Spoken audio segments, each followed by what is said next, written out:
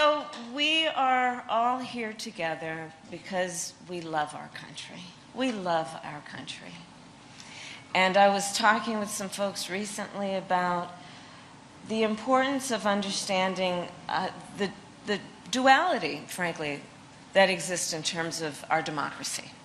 You know, as your vice president, I've now met over 150 world leaders, presidents, prime ministers, chancellors, and kings.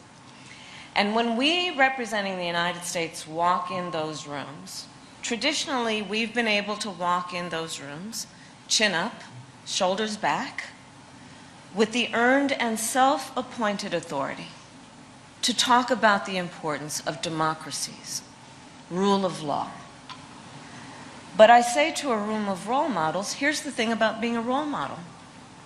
When you're a role model, folks watch what you do to see if it matches up to what you say.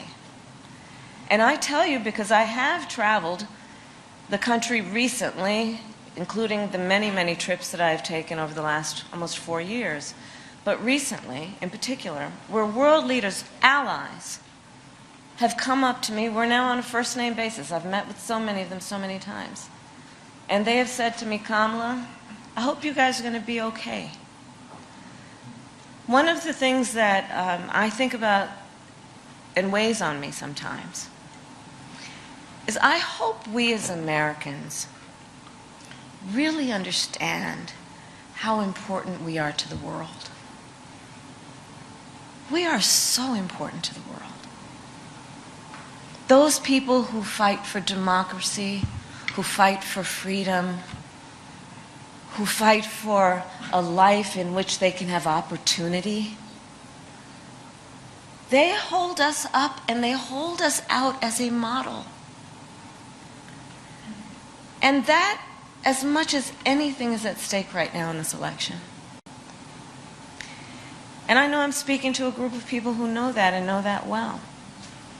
You know, I was raised to believe that hard work is important. It is important to look out for each other.